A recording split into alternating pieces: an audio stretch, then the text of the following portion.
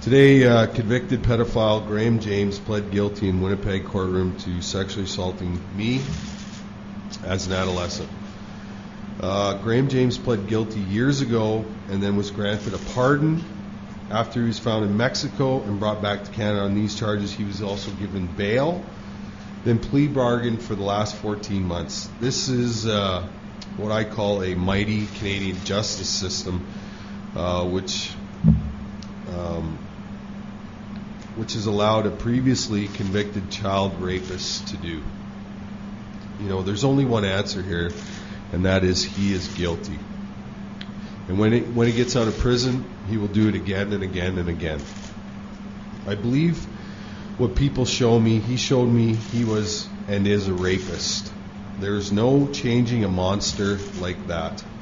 Defense lawyers can package up their clients in fancy words and lengthy legal maneuvers, but how can they sleep at night knowing they are aiding and abetting a rapist is beyond me. There's no more sugarcoating this. This guilty plea is an international call to action. These people, the rapists and their defenders alike, need to take notice that victims, survivors, and victors of sexual assault will stand together, and we are going to change the world. This is a call to action on behalf of the 8 million survivors in Canada of childhood rape, and to all Canadians. This epidemic has to stop now. And that's it. So I'll open the floor for questions. You know, Kerry Isles used to be in Calgary. After all these years, and how are you feeling? I feel great. The process is victim to survivor to victor to advocate, and that's what we've been trying to do through this whole entire process, is teach the 4 steps of getting to a place of peace and happiness in our lives. And even before I went to Winnipeg to file a complaint with the Winnipeg Police Service, I was already at the point of victor in my life. So I never really put any stock. I never put any end point to what was going to happen through the legal system. And what the legal system has shown me is that it's flawed very, very seriously, and that that we have to change. We have to make a change. Sandusky just got thrown in jail like 10 minutes ago. So and we've been preaching all along that this was the biggest epidemic on the planet. And at the beginning, nobody would listen to us. Nobody would listen to us. All you guys were concerned with was trying to re-victimize me. But because of my years, 30 years in the media business and answering tough questions my whole entire life, I never acknowledged the fact that you were trying to re-victimize me. And now it's about reporting the proper things. It's about going after the offenders. Because throughout this whole ordeal, it wasn't my fault. What happened to me was not my fault, and we need to make sure that is the talking point when we're talking about child sexual abuse, child molestation, whatever it is, rape. Let's call it what it is. It's rape. And because defense lawyers came up with a different phrase, it doesn't carry the same sentence that rape does. But basically, that's what happened. What are you hoping for sentencing, or do you know what's expected to happen for sentencing? I have no idea. What I understand is that February will be the sentencing, and to me, that's absolutely ridiculous. This guy was granted a pardon. Then he went to Mexico, and who knows what he was doing in Mexico. And then once they found him, they brought him back, gave him bail, and then allowed him for 14 months with his defense lawyer to plea bargain his way out of a conviction. So to me, when is common sense going to play a factor in what we're dealing with here?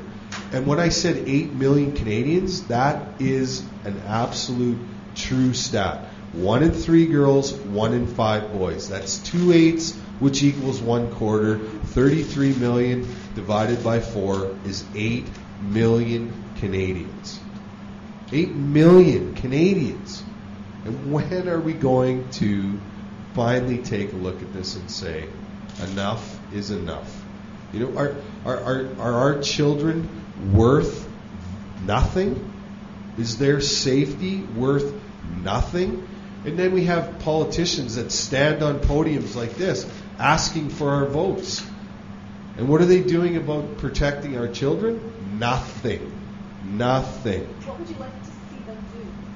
Well, it took me 27 years to get comfortable in my own skin. To me, that's a pretty decent sentence. That means the rest of this guy's life, he is put away. And what we know is that, yeah, there's 6 of us that came forward, but there's probably 140 other guys out there who I can pretty much write their story from start to finish and where they are today and what has happened in their life.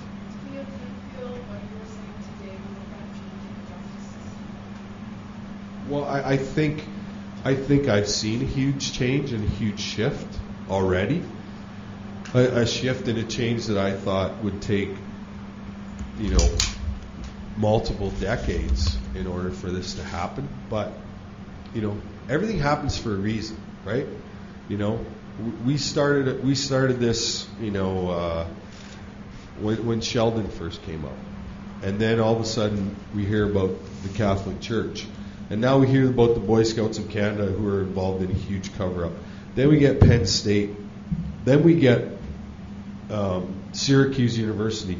And last night on Facebook I posted an article about Hollywood and what's been going on in Hollywood. So come on, people, wake up, wake up and smell the coffee.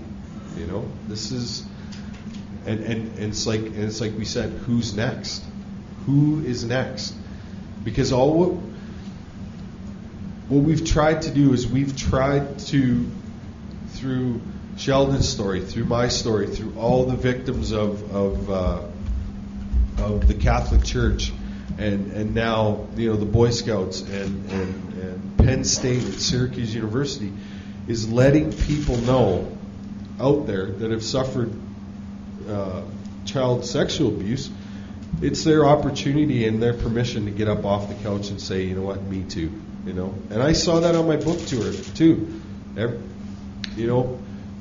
On average, there was probably 500 people at every book signing I did across Canada, and there was 6 or 7 guys come up to the table and said, me too. So when I say the stats don't lie, they don't lie because I've seen it firsthand. I was told he was only pleading guilty to 2 out of the 3 people with which he sexually assaulted. Mm-hmm. How do you feel for the third guy? Because obviously he's not getting justice today. That's very true, and that's what I mean. How can we allow somebody who's already a convicted pedophile to plea bargain the next case and the next case, right? And like I said, when he gets out of jail, he's going to do it again, and he's going to do it again and again and again and again. Because what psychology and psychiatry tells us is that the urge is greater than common sense. So the urge to molest is greater than common sense. He knows, the pedophile knows that he's doing something wrong, and yet that's not enough to allow him to stop his behavior. But it is just unbelievable for me when I think about what happened that he was granted a pardon. He was granted a pardon, and then he was allowed to leave the country and go to Mexico And like I said, who knows what he was doing in Mexico. Then he comes back. They give him bail so that he can continue his behavior in Montreal, right? Because he's not stopped.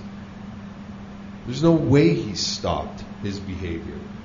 So he's been continuing for the last 14 months to prey on other children in Montreal, right? Because that's what the facts tell me. So what I'm telling you is the truth. And now he's pleading guilty today, but now he gets 2 more months before they actually put him away again. So are you disappointed though that after all you've gone through pushing this and finally want justice, that they would actually make a plea bargain? It's like I said, I never put any emotion, I never attached any emotion to the justice system because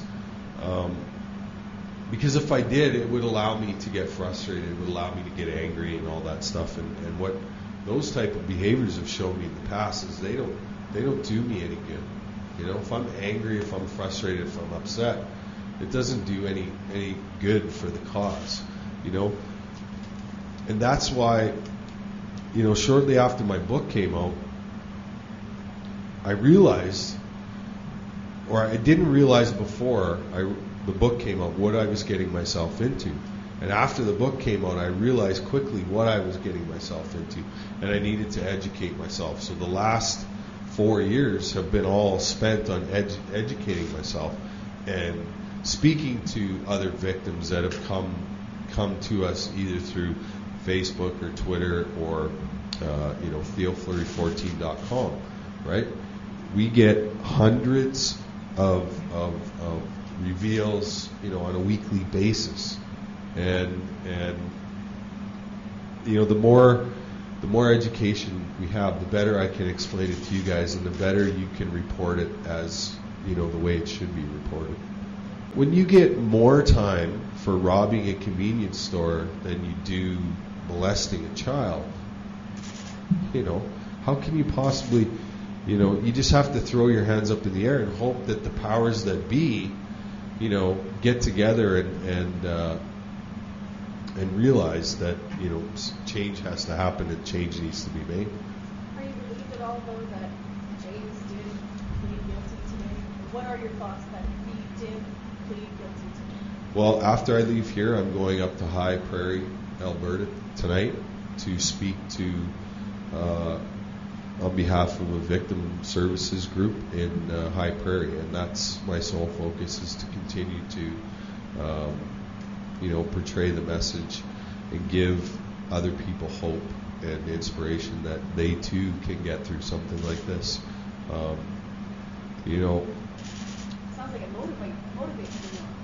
Yeah, and that's why I laid it out: victim, survivor, victor, advocate. And the advocate is now the person who has become completely empowered because of his journey. And I'm in this till they stick me in the ground. This is my sole purpose, And I've always said, God picked me to go through this because He knew I would get through it. And once I got through it, I would start to do His work for Him. And that's basically all I've done. I played.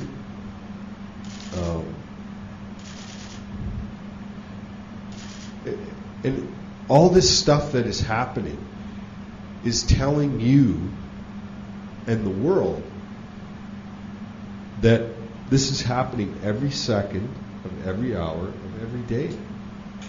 And until we do something about it, we're saying to the world that our children mean nothing. That we can prostitute them out. We can, allow the Sandusky's and the Jameses of the world to fulfill a fetish that they have, which is completely wrong, And the reason why the world is the way that it is today is because of those stats, and because of stories like mine, drugs, alcohol, mental illness, failed relationship, messed up children. All those things come along with what happens after you've been abused sexually.